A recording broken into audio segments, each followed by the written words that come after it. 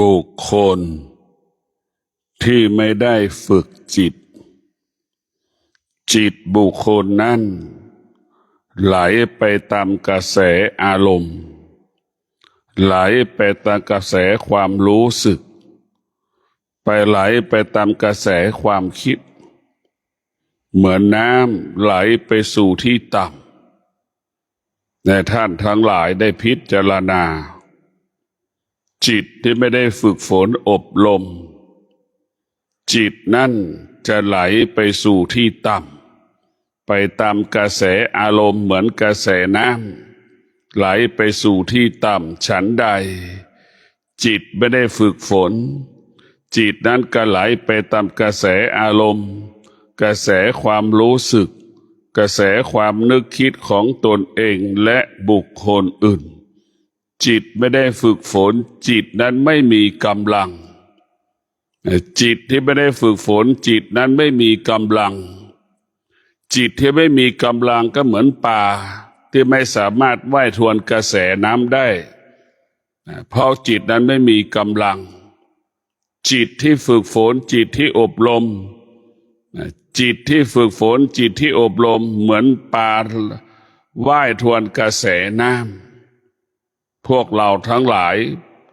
จิตมีกำลังไม่แตกต่างจากปลาที่ว่ายทวนกับที่ว่ายทวนกระแสน้ำนั่นแหละจิตที่มีกำลังจะเป็นเช่นนั้นบุคคลที่ฝึกจิตอบรมมาดีจะไม่สะเทือนไม่หวั่นไหวเหมือนปลาว่ายทวนกระแสน้ำบุคคลที่ไม่ได้ฝึกจิตนั้นอ่อนแอหวั่นไหวก็จะเหมือนปลาที่ไม่มีกำลังไม่สามารถว่ายทวนกระแสน้ำได้ถึงแม้ว่ายได้ก็ไม่สามารถจะทวนกระแสข้ามพ้นได้นี่แหละพวกเราทั้งหลายบุคคลที่ไม่ได้ฝึกจิตตกอยู่ใต้อารมณ์ของตนเองอยู่ได้อารมณ์ของบุคคลอื่นและก็สะเทือนหวั่นไหวตลอดเวลาเมื่อได้รับรู้สิ่งนั้นได้รับรู้สิ่งนี้เพราะฉะนั้นพวกเราต้องฝึกจิตอบรมจิตผู้ที่อบรมจิตกับผู้ที่ไม่ได้รับการอบรมจิตก็ย่อมแตกต่างกันผู้ที่ได้รับการอบรมจิตได้รับการอบรมจิตนั้นก็จะมีคำว่าอดทน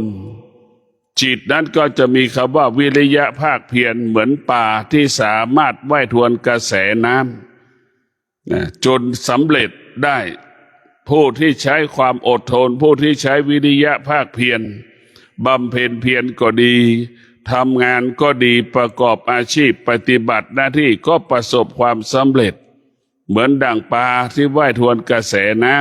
ำแต่พวกเราทั้งหลายคนส่วนมากเกิดมาไม่ได้ฝึกฝนอบรมจิตใจของตนไม่สามารถอบรมฝึกฝนจิตใจเมื่อไม่ได้รับการฝึกฝนอบรมจิตนั้นมันก็เป็นไปตามกระแสอารมณ์เหมือนดั่งยอดไม้ไปตามกระแสลมฉันใดอารมณ์ของเราจิตของเราที่ไม่ได้ฝึกฝนก็เป็นเช่นนั่นแหละไปตามเหมือนยอดไม้ไปตามกระแสลมจิตไม่ได้ฝึกฝนก็เป็นไปตามกระแสอารมณ์สิ่งนั้นมากระทบก็คอยตามไปสิ่งนั้นมากระทบก็สะเทือนไปสิ่งนั้นมากระทบก็ทำให้เกิดอัดหงุดหงิดอันนี้คือจิตที่เราอ่อนแอเมื่อจิตอ่อนแอแล้วมันก็หวั่นไหวเมื่อจิตหวั่นไหวแล้วก็จึงทำให้เรานั้นเป็นทุกข์ก็เกิดคำว่ามันจะไปเป็นทุกข์ก็จะทำให้เกิดคำว่าความเกลียดความชังความโลภความโกรธความหลงก็เกิดขึ้นในจิตในใจของคนแต่ละคนอีกแต่พวกเราต้องพิจารณาเราต้องพิจารณาด้วยความเป็นจริงเอาความจริงเอาความจริงของพระพุทธเจ้ามาเป็นหลักดังคำว่าบุรุษสตรีที่ฝึกฝนจิตบุรุษสตรีผู้นั้นจะไม่สะเทือนไม่หวั่นไหวบุรุษสตรีผู้นั้นจะไม่อยู่ใต้อารมณ์ของบุคคลอื่นไม่อยู่ใต้อำนาจของบุคคลอื่นแต่พวกเราทั้งหลายเราต้องพิจารณาต้องเข้มแข็งและมั่นคงอดทน เราถึงจะประสบแต่คำว่าความสำเร็จได้ การฝึกจิตก็ให้จิตเรานะอดทนต่อสภาพปัญหาเหตุการณ์ต่างๆที่มันปรากฏกระทบทางอายตนะทั้งหกตาหูจมูกลิ้นกายใจนะตัวนี้สำคัญที่สุดตาของเรากลายเป็นตาของเรากลายเป็นอาหารของหมาอารมณ์เปรียบเสมือนหมาน่ะมันก็ลากเราไปกินหมดแล้วเพราะฉะนั้นเราต้องมาฝึกหูฝึกตาฝึกจิตมาให้หมามาได้กินมาให้ไก่มันได้กินมาให้หมูมันได้กินมาให้มดมันได้กินเราต้องฝึกให้มันเข้มแข็งทุกวันนี้เราส่วนมากเราไปอยู่ใต้อารมณ์ของตนเองและบุคคลอื่นแต่เหมือนอารมณ์อีกคนหนึ่งก็เหมือนหมาอารมณ์อีกคนก็เหมือนเนื้อมันก็ถูกหมากินถูกอารมณ์กินนั่นแหละพวกเราทั้งหลายเราต้องพิจารณาทุกวันวันนี้เรามีสติดังที่บอกว่าต้องมีสติทุกวันนี้จะไม่เกิดอาการไม่สำแดงอาการทางตาทางหูจมูกลิ้นกายใจเราต้องพิจารณาทุกวันแต่ถ้าเราอยู่ตื่นมาแล้วไม่มีสติตื่นมาแล้วไม่มีสติมันก็ลำบากนอนไม่มีสติก็ลำบากทำงานก็ไม่มีสติก็ลำบากจะทำอะไรก็แล้วแต่ถ้าขาดสติแล้วโอกาสที่มันจะผิดพลาดนั้นมีสูงเราจะเห็นว่าเด็กอนุบาลมันไม่มีสติมันมีแต่จิตเราจะเห็นว่าเด็กอนุบาลนั้นมันไม่มีสติมันมีแต่จิตมันไม่สามารถแยกแยะได้ว่าอันนี้เป็นอะไรมันก็ไม่สามารถแม่พ่อบางครั้งมาไม่รู้หรอกแค่มันคุ้นเคยเฉยเด็กอนุบาลมันคุ้นเคยเฉยๆกับบุคคลนี้ซ้ำๆแต่ถ้าพ่อแม่ไม่อยู่กับมันสักเดือนนึงนี่มันก็ลืมพ่อแม่หมดแต่มันก็ลืมพ่อแม่ก็ไม่มีค่าไม่มีความหมายสำหรับเด็กอนุบาลนั่นแหละมันไม่มีสติมันคุ้นเคยเฉยๆเหมือนเด็กที่ถือตุ๊กตาเก่าๆที่ตุ๊กตาเก่าๆค่ำคืนเห็นไหมเด็กมันก็ถือไว้ตรงนั้นแหละนะมันคุ้นเคยอย่างงี้คุ้นเคยกับพ่อแม่เป็นเช่นนั้นดั่งจิตเราคุ้นเคยกับกิเลสเหมือนเด็กถือตุ๊กตาเก่าๆเป็นอย่างนั้นแหละกิเลสก็เหมือนสิ่งที่มันเปื้อนเปื้อนเหมือนตุ๊กตาที่มันเปื้อนเปื้อนเด็กก็ถือไว้ตรงนั้นนะมันคุ้นเคยแบบนั้นแหละพวกเราทั้งหลายจิตที่ไม่ได้ฝึกฝนมันก็จะคุ้นเคยกับความโลภความโกรธความหลงคุ้นเคยกับสิ่งที่รู้คุ้นเคยกับสิ่งที่เห็นเกิดอาการสำแดงอาการมันก็เป็นอย่างนี้แหละพวกเราทั้งหลายเราต้องพิจารณาว่าวันนี้เรามีสติวันนี้เราจะใช้สติเราจะหยุดยั้งอารมณ์ของเราจะไม่สนใจอารมณ์บุคคลอื่นๆเราจะอยู่กับตัวของตัวเราถ้าเราฝึกจิตเราก็จะมั่นคงใครจะตายก็เรื่องของเขาใครจะเจ็บก็เรื่องของเขาให้เข้าใจแบบนี้เดี๋ยวเราฝึกจิตเราจะเข้าใจทุกคนเป็นเช่นนี้ทุกคนเป็นแบบนี้เมื่อเรารู้ความจริงซึ่งกันและกันความชั่วก็เป็นความจริงความดีก็เป็นความดีก็เป็นความจริงมันเป็นความจริงทั้งหมดความโลภก็เป็นความจริงความไม่โลภก็เป็นความจริงความที่เราไม่โลภมันก็เป็นความจริงเราไม่โลภเราก็ไม่วุ่นวายไม่กังวลใจเรามีความโลภเราก็มีความกังวลใจไม่สบายใจทุกข์ใจเรามีความโลภกับทุกข์อยากได้สิ่งนั้นอยากได้สิ่งนี้แต่พอไม่ได้แล้วก็จะเกิดอาการ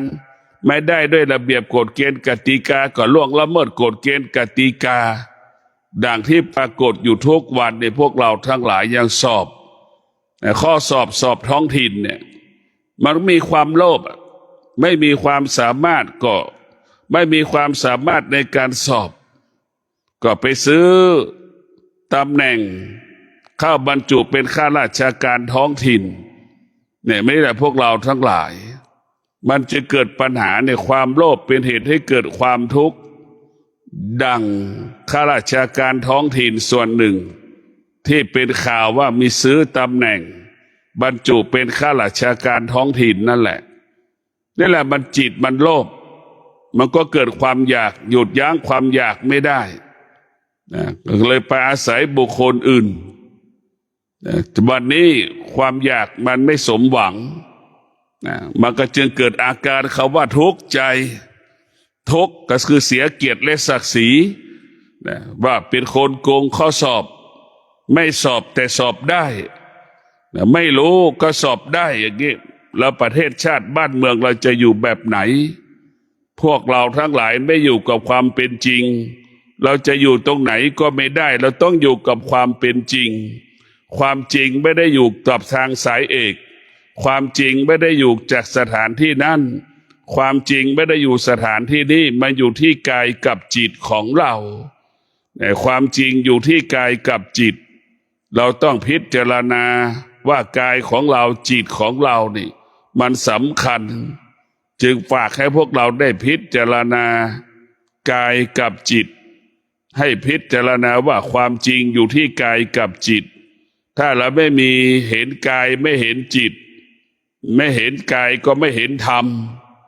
นี่แหละเราจิตกับกายมันอยู่ที่เดียวต้องเห็นกายเห็นจิตก็คือเห็นธรรมนั่นแหละแต่พวกเราเข้าถึงกายก็เข้าถึงธรรมเราจะต้องพิจารณาว่าทุกอย่างเกิดขึ้นที่กายกับจิตไม่เกิดขึ้นที่อื่นอารมณ์ของเราก็อยู่ที่กายกับจิตเราไม่มีอารมณ์ไม่มีความรู้สึกก็อยู่ที่กายกับจิตเราต้องมาฝึกจิตให้จิตเรามั่นคงเหมือนภูเขาและหินผาฝนตกมันก็ไม่สะเทือนหวั่นไหวกระแสลมพัดมาภูเขาหินผาก็ไม่สะเทือนหวั่นไหวผู้ที่ฝึกจิตก็จะสภาพจิตก็จะมั่นคงดังเช่นภูเขาและก้อนหินฉะนั้นคนที่ไม่ได้ฝึกจิตที่ไม่ได้ฝึกฝนฝึกแล้วจิตนั้นไม่มีกำลังมันก็เหมือนยอดใบไม้ถูกกระแสลมพัดก็เอ็นเอียงไปในทิศทั้งสี่เหมือนไม้ลวกอะเอ็นเอียงไปตามทิศทั้งสี่ตามกระแสลมเหมือนน้ำฝนมันตกมากๆมันเกาะใบไม้น้ำตกมันก็เห็นไหมมันก็ทำให้ต้นไม้ได้หักโค่นได้เราไปรับฟังปัญหาอุปสรรคของบุคคลอื่นก็ทำให้เราเป็นทุกข์ทรมานลำบากกายลำบากใจเราต้องพิจารณาแต่พิจารณาหลักธรรมคำสอนของพระพุทธเจ้าคนที่ฝึกจิตเนี่ยจะเป็นคนที่ร่ำรวยคนที่ไม่ได้ฝึกจิตเป็นคนที่ไม่ร่ำรวย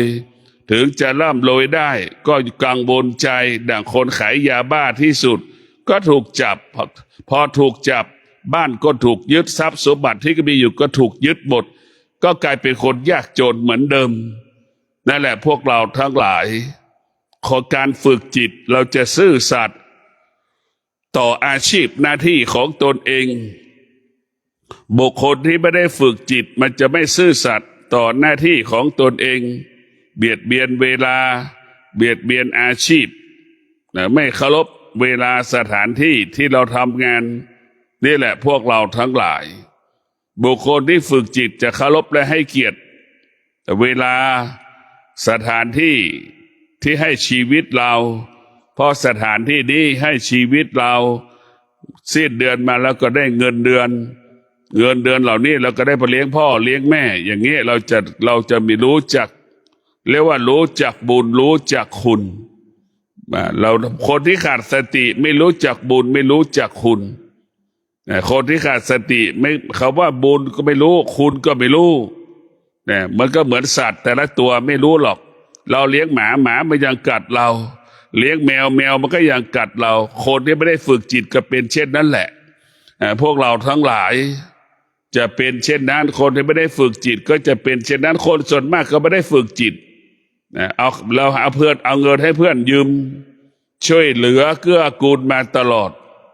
วันหนึ่งก็ยังไม่ซื่อสัตย์กับเราวันหนึ่งก็ไม่เกิดความยุติธรรมกับเรา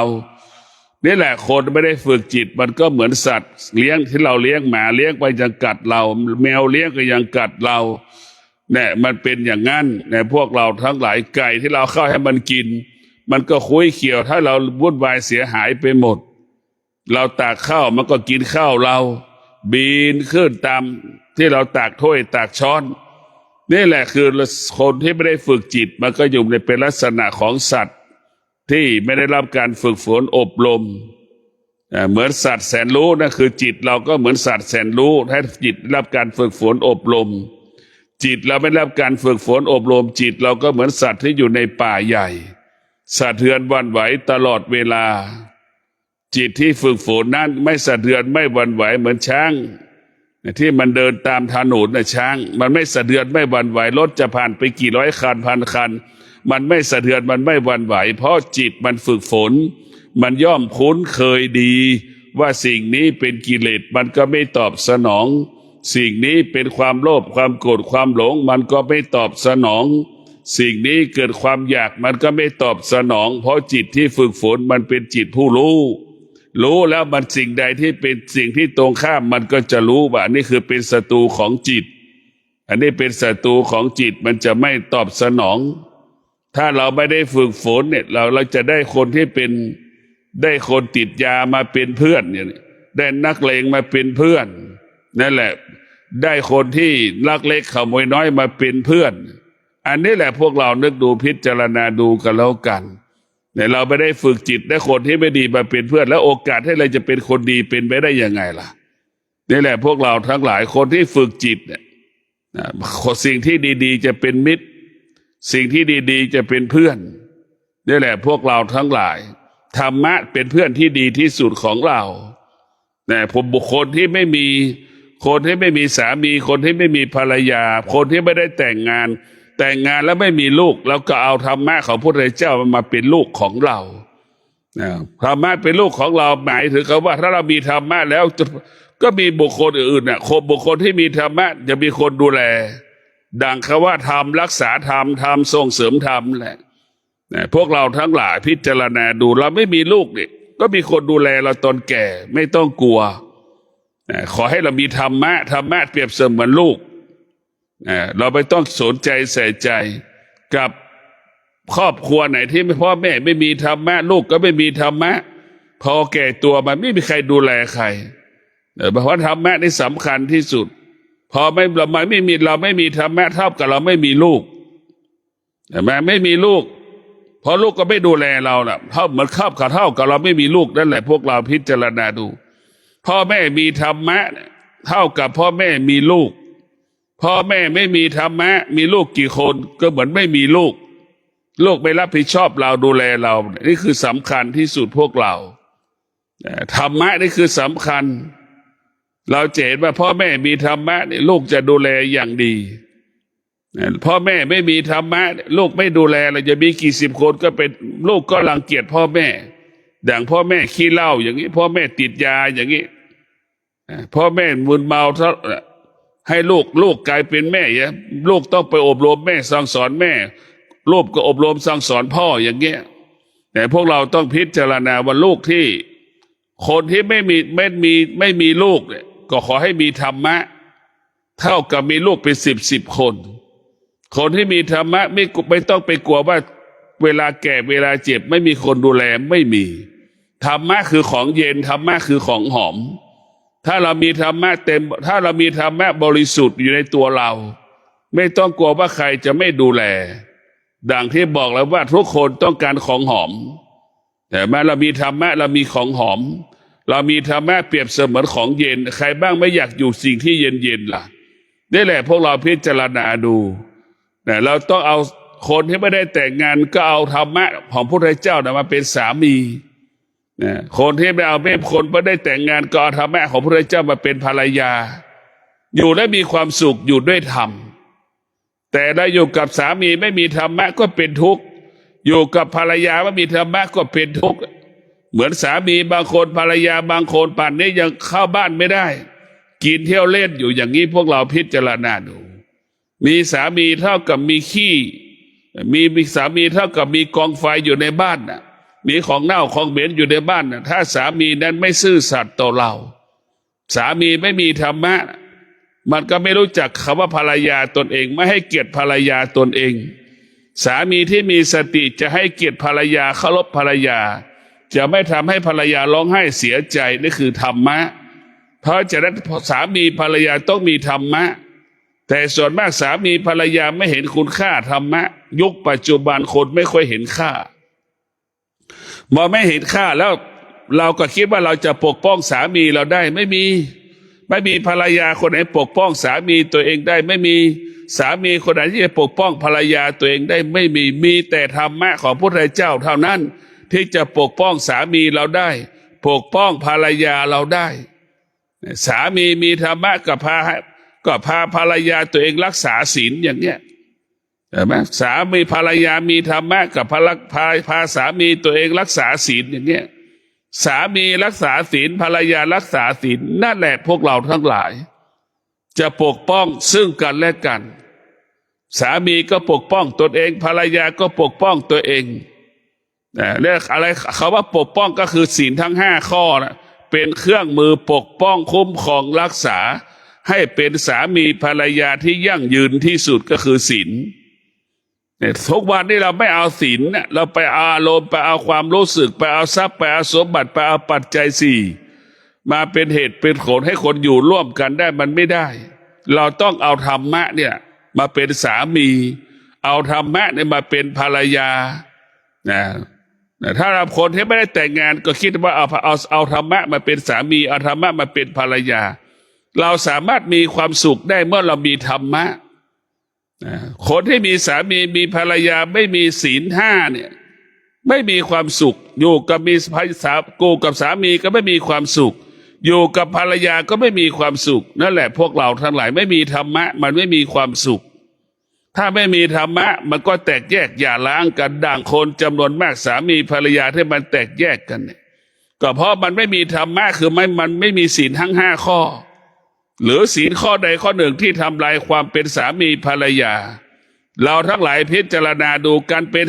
ป็นสามีการเป็นภรรยานี่มันต้องชอบประกอบไปด้วยศีลสามีภรรยาสิ่งที่เขาต้องการที่สุดก็คือความมั่นคงการเป็นสามีการเป็นภรรยาต้องการมากที่สุดคือความซื่อสัตย์ความยุติธรรมทรัพย์สมบัติผู้เป็นสามีผู้เป็นภรรยายังไม่ต้องการเนี่ยพวกเราพิจารณาดูจริงหรือไม่พิจารณาดูทั้งสามีทั้งภรรยาที่ต้องการมากที่สุดคือต้องการธรรมะคือทำให้เรามั่นคงแต่ธรรมะทำให้เรามั่นคงนี่เราต้องพิจารณาดูนี่คือธรรมะทำแล้วมั่นคงแต่เราไม่มีธรรมะเนี่ยมันไม่มั่นคงดังเช่นสามีภรรยาที่แตกแยกหย่าร้างก็เพราะไม่มีธรรมะคือไม่มีศีล5นั่นแหละเมื่อสามีภรรยาไม่ดำรงด้วยศีล5มันอยู่ด้วยกันไม่ได้ดังที่ปรากฏดังที่ทุกคนสัมผัสรู้ได้ก็เพราะว่าสามีภรรยาคู่ใดไม่มีธรรมะที่สุดก็ต้องแตกแยกหย่าร้างกันไปแต่คนที่สามีภรรยาที่มีธรรมะก็เกิดคำว่ามั่นคงจากการที่ไม่มีเงินเลยอยู่ด้วยกันมามีแต่ตัวพอมีธรรมะก็คือมีความอดทนมีศีลทั้ง5 ข้ออดทนจนมีทรัพย์มีสมบัติเพิ่มทวีคูณกลายเป็นมีกินมีใช้เหลือกินเหลือใช้ปัจจัย4ครบทุกอย่างเครื่องในความสะดวกครบทุกอย่างนั่นแหละพวกเราทั้งหลายจะเห็นว่าธรรมะทำให้เราเป็นสามีมีกำลังภรรยามีกำลังภรรยารักษาศีลแต่สามีล่วงละเมิดศีลมันก็ทำลายทุกสิ่งทุกอย่างภรรยาก็ไม่มีกำลังใจทำงานภรรยาก็มีกำลังใจที่จะเลี้ยงลูกไหมมีแต่ความหดหู่ใจมันก็มีพลังที่จะประกอบอาชีพปฏิบัติหน้าที่ท้ายสุดก็เกิดแต่คำว่าลำบากยากจนเกิดขึ้นกับครอบครัวนั้นแต่พวกเราต้องมีสติไม่ควรจะไว้ใจใครสักคนนะเรายังไว้ใจเราไม่ได้แล้วจะไว้ใจคนอื่นได้ยังไงเราต้องพิจารณาด้วยความเป็นจริงดังลูกทุกคนไม่เคยพูดความจริงให้กับพ่อแม่ตนเองถึงพูดไม่หมดไม่จบเนี่ยเราเข้าใจไม่มีลูกคนไหนบ้างที่พูดทุกอย่างให้แม่พูดความจริงทุกอย่างให้แม่ฟังหมดไม่มีแม่เช่นเดียวกันแม่ก็ไม่เคยพูดความจริงให้กับลูก ถึงแม้พูดไม่หมดไม่จบอันนี้คือเป็นกฎของชีวิตเป็นกฎของโลกมันเป็นเช่นนี้ยามใดบุคคลอื่นพูดมาแล้วเราต้องเชื่อมันได้อย่างไรมันจะเกิดคำว่าเชื่อหูไว้หูผู้ที่มีสติจะเป็นเช่นนั้นผู้ที่ขาดสติก็จะเชื่อทุกอย่างนั่นแหละดังคนบุคคลอื่นมาพูดกับเราเชื่อมาให้หมดแต่ถ้าเราคิดได้ว่าเราเองแม้กระทั่งเราเป็นลูกเนี่ยเรายังพูดความจริงให้กับแม่เราไม่หมดแล้วคนที่มาพูดกับเราเนี่ยมันจะพูดความจริงให้เราหมดได้อย่างไรนี่เราก็ต้องพิจารณาเนี่ยทุกคนเป็นเช่นนี้แม่ก็เป็นเช่นดังลูกลูกก็เป็นเช่นดังแม่สามีก็เป็นดังภรรยาภรรยาก็ดังเป็นสามีไม่เคยพูดความจริงให้กันและกันเราต้องเข้าใจไม่มีใครพูดความจริงให้กันและกันถ้าเรารู้อย่างนี้แล้วเราก็ไม่ถูกหลอกพวกวันนี้เราไม่รู้อ่ะมันเป็นผู้ไม่รู้มากกว่าเป็นผู้รู้ใครพูดอะไรมาเชื่อหมดสแกมเมอร์พูดแม่ก็เชื่อหมดแก๊งคอลเซ็นเตอร์แม่ก็เชื่อหมดพวกเราถูกหลอกกิเลสมันหลอกเราหมดกิเลสหลอกกิเลสพวกทุนจีนสีเทาสแกมเมอร์ทั้งหลายเนี่ยได้เป็นทุนจีนสีเทาเนี่ยเรานึกดูในปีหนึ่งมาเอาเงินที่เราไปเนี่ยมันเอาเงินจากประเทศไทยไปนี่พวกเรานึกดูนี่เป็นแสนล้านนะพวกเราเป็นแสนล้านในเงินหายไปนะหายไปเลยมันไม่อยู่ในประเทศไทยเราหายออกจากประเทศไทยเรานะเหมือนข้าวสารเรามี10 กระสอบมีคนขโมยไปหมดน่ะเนี่ยเงินก็เหมือนกระสอบข้าวสารนะนึกดูนั่นแหละเงินมันถึงทำให้เราลำบากเงินหายยากเพราะตรงนี้แหละเพราะเงินออกไปสู่ในนอกระบบเงินขายยาบ้าเนี่ยเมื่อก่อนหายไปจากธนาคารอีกปีหนึ่งก็เป็นแสนล้านนะพวกเราทั้งหลายเยอะมากพวกเราจะเห็นได้ว่าเงินขายยาบ้าเนี่ยมันก็ไปอยู่นอกระบบมันไม่ได้เข้าฝากธนาคารแต่พวกเราก็ต้องพิจารณาดูว่าการมีสติฝึกจิตเราเรื่องการฝึกจิตนี่สำคัญบุคคลที่ฝึกจิตจะเป็นคนที่มีสติรู้สึกตัวอยู่ตลอดเวลาบุคคลที่ไม่ได้ฝึกจิตจะขาดสติอยู่ตลอดเวลาจะโมโหง่ายจะโมโหง่ายจะหงุดหงิดง่ายคนที่ขาดสตินี่เวลาโมโหก็ยาวนานโมโหก็ยาวนานคนที่ขาดสตินี่พวกเราต้องพิจารณาโมโหยาวนานหงุดหงิดยาวนานแต่คนที่ขาดสติเป็นเช่นนี้คนที่ฝึกจิตโมโหเป็นปกติแต่มีสติก็รู้สึกได้ง่ายบุคคลที่มีฝึกจิตบุคคลที่ฝึกฝนจิตอบรมจิตเวลาโมโหก็มีระยะเวลาอันสั้นดัง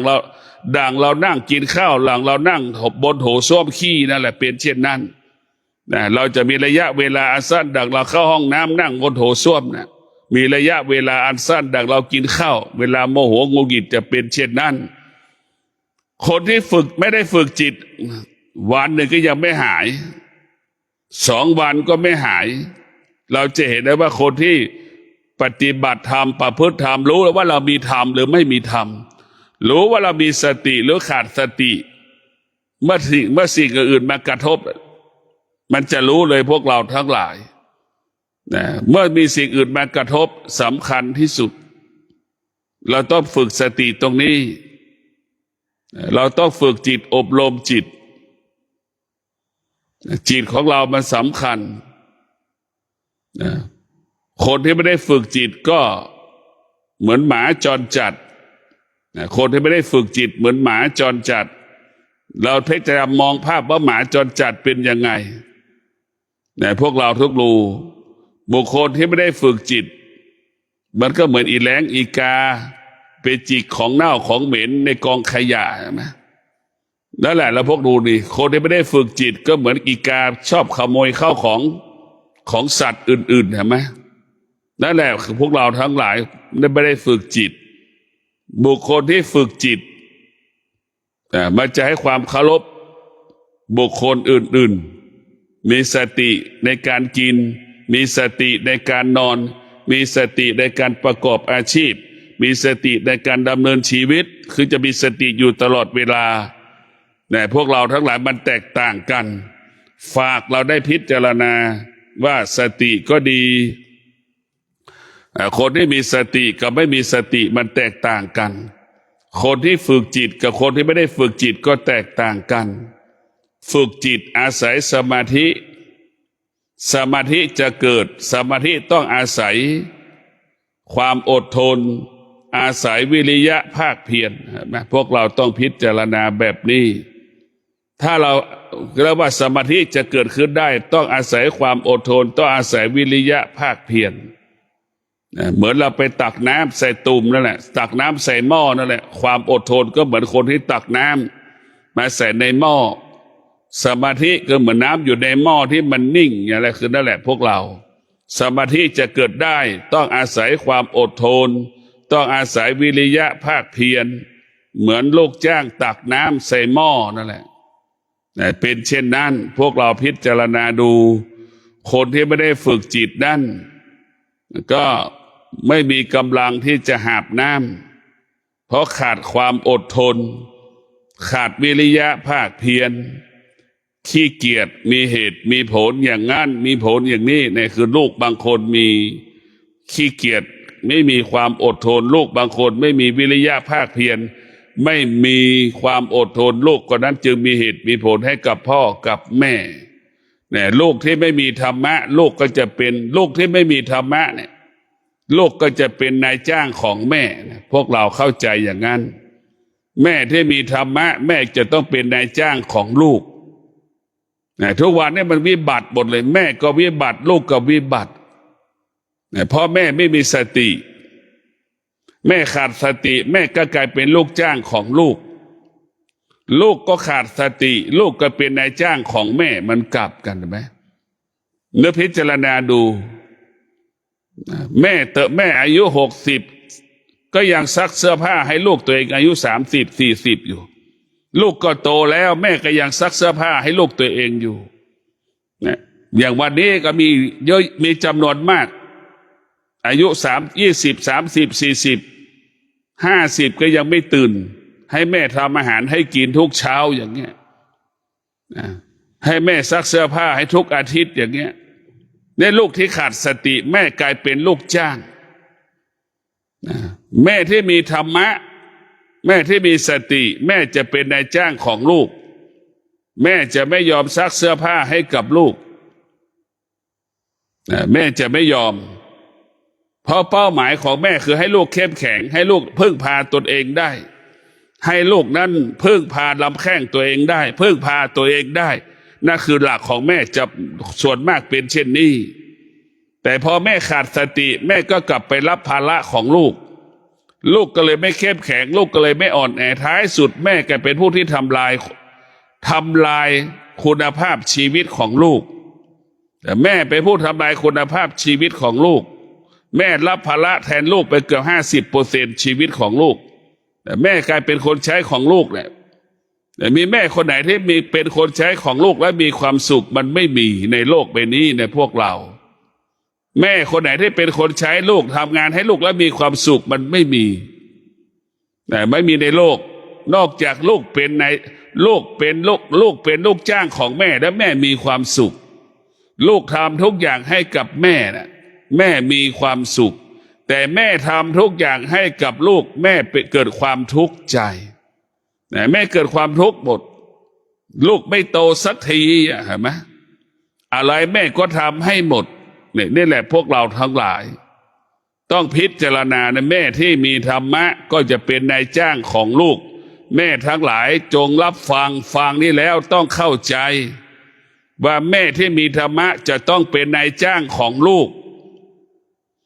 แม่ที่มีแม่ไม่มีธรรมะแม่ก็จะเป็นลูกจ้างของลูก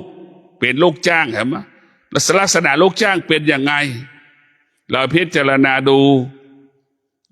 แม่มีธรรมะแม่จะเป็นนายจ้างลูกมีธรรมะลูกก็จะเป็นลูกจ้างของแม่เป็นลูกจ้างนะลูกจ้างทำอะไรบ้างตื่นกี่โมงเนี่ยคือลักษณะของลูกจ้างคุณสมบัติของลูกจ้างตื่นกี่โมงเนี่ยนั่นแหละพวกเราทั้งหลายแต่ทุกวันนี้ลูกกลายเป็นนายจ้างของแม่ แม่กลายเป็นลูกจ้างของลูกอ่ะมันวิบัติไปหมดนี่แหละคำว่าความคิดมันวิบัติเนี่ยมันไม่สอดคล้องกับความเป็นจริงเมื่อไม่สอดคล้องกับความเป็นจริงจึงทำให้แม่ทุกข์ใจจึงทำให้ลูกได้สร้างบาปกรรมให้กับพ่อแม่ตัวเองเนี่ยมันทำให้แม่ทุกข์ใจเพราะตรงนี้เนี่ยก็ขอให้เราใช้ธรรมะภาคปฏิบัติเนี่ยธรรมะของพระพุทธเจ้ามันต้องปฏิบัติตนประพฤติตนเหมือนชาวนาปลูกข้าวนั่นคือการปฏิบัติธรรมประพฤติธรรมพรวนดินหาเอาน้ำใส่ดินไปเอาหาข้าวเม็ดข้าวไปหว่านเป็นก้าเอามาชำเป็นต้นข้าวอยู่ในนานั่นแหละคือการปฏิบัติธรรมเป็นดั่งชาวนาปลูกข้าวก่อนที่จะปลูกข้าวก็เตรียมดินถางหญ้าพรวนดินแล้วก็แช่น้ำเอาน้ำแช่ดินได้ระยะเวลาแล้วก็ปลูกข้าวเนี่ยเห็นไหมนี่แหละพูดอะไรนี่แหละคือการปฏิบัติธรรมมันก็มีขั้นมีตอนดั่งชาวนาปลูกข้าวนั่นแหละดั่งชาวนาทำนาดั่งชาวนาปลูกต้นข้าวในนาเป็นอย่างนั้นมันมีขั้นตอนของมันผู้ที่ปฏิบัติธรรมก็มีขั้นตอนแบบนั้นแหละหญ้าทั้งหลายเปรียบเสมือนความโลภความโกรธความหลงกิเลสตัณหาราคะเหมือนชาวนาจะปลูกข้าวทำนาจะต้องถางวัชพืชหญ้าออกให้หมดคนที่ปฏิบัติธรรมกับต้องกำจัดกิเลสตัณหาราคะออกให้หมดจิตเราก็เหมือนต้นข้าวถ้าหญ้ามีวัชพืชมันเต็มนาแล้วข้าวก็จะไม่ขึ้นฉันใดถ้าเราผู้ปฏิบัติธรรมมีความโลภมีความโกรธมีความหลงมีความอยากมีกิเลสตัณหาราคะอยู่การปฏิบัติธรรมมันก็ไม่งอกงามไม่ประเกิดเหมือนชาวนาปลูกข้าวนั่นแหละไม่เกินต้นข้าวมันก็งอกอยู่แต่ไม่ออกรวงเราปฏิบัติธรรมอยู่แต่มันไม่เกิดผลในการปฏิบัติธรรมเหมือนแม้เกิดผลก็น้อยนิดนี่แหละพวกเราต้องแก้ไข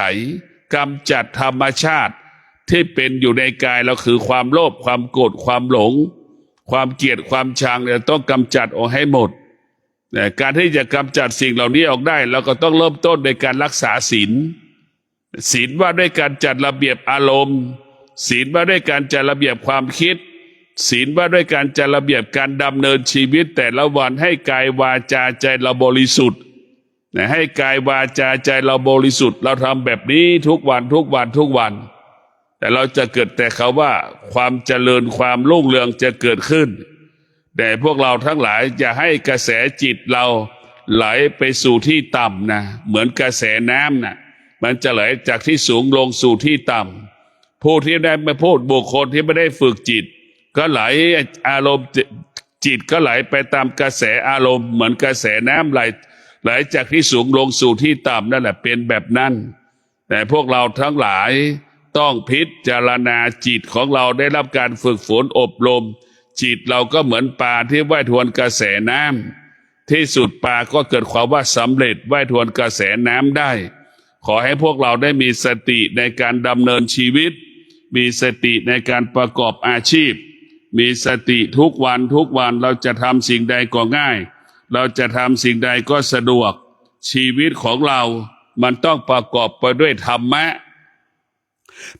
นี่แหละเป็นผู้คุ้มครองชีวิตเราในพวกเราแต่เราไม่เข้าใจเราเข้าใจว่าพ่อแม่ครูบาอาจารย์เพื่อนเราสามารถช่วยเหลือเราได้ช่วยได้ไม่กี่เวลาหรอกเช่นเราไปยืมเงินเขาเนี่ยเราไปยืมเงินแล้วไม่เกิน3 ครั้งนะไม่มีใครให้เรายืมแหละเพราะอะไรเพราะเราไม่ซื่อสัตย์แต่ถ้าเราซื่อสัตย์มีธรรมะและไปยืมเงินเขาเนี่ยทุกวันที่1เราจะต้องตรงเวลาเราซื่อสัตย์เรียกว่าธรรมะเนี่ยจะงอกจะเงยเท่าวีคูณขึ้นเรื่อยๆดังคนที่ไปยืมเงินแล้วมีความซื่อสัตย์ส่งเงินตรงต่อเวลาทุกเดือนทุกวันที่1ก็เอาเงินส่งทุกวันที่1ก็เอาเงินส่งยืม10 ครั้งเขาก็ให้เรายืม10 ครั้ง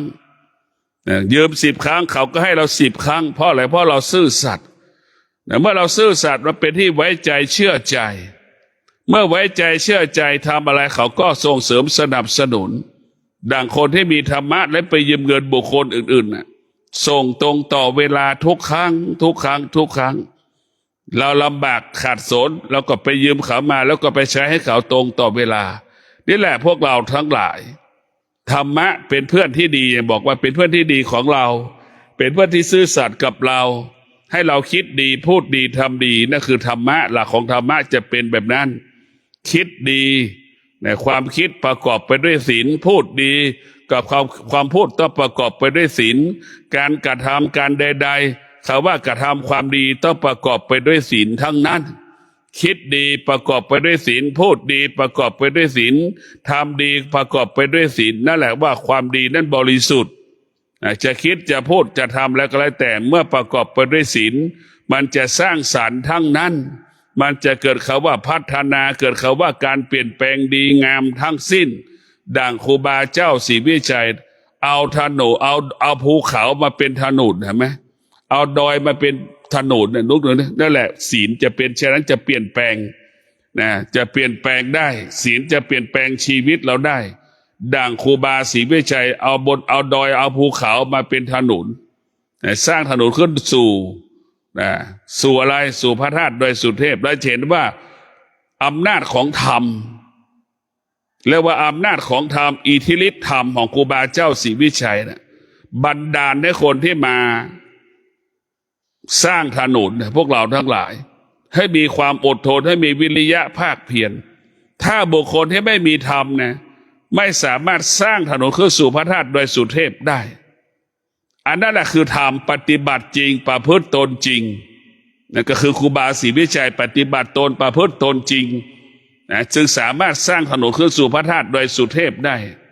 นี่แหละคือคุณธรรมที่หลวงครูบาเจ้าศรีวิชัยมีเราจะเห็นว่าครูบาเจ้าศรีวิชัยสร้างถนนบ่งบอกถึงกำลังธรรมที่มันล้นแล้วการสร้างถนนนั่นคือการประกาศความดีของครูบาเจ้าศรีวิชัยการประสร้างถนนนั่นเป็นการประกาศว่าครูบาเจ้าศรีวิชัยบรรลุธรรมเห็นธรรมแล้วของที่ยากกลายเป็นของที่ง่ายของที่มันหนักกลายเป็นของที่มันเบาคนที่เป็นคนครูบาเจ้าศรีวิชัยเป็นผู้บรรลุธรรมจึงรู้ว่าถนนเส้นนี้ทำได้ไม่ยากมันง่ายครูบาเจ้าศรีวิชัยก็สร้างถนนใช้เวลา8 เดือนเห็นไหมนี่แหละคือผลที่ครูบาเจ้าศรีวิชัยบรรลุธรรมเห็นธรรมจึงสร้างถนนนั้นขึ้นพระธาตุโดยสุเทพได้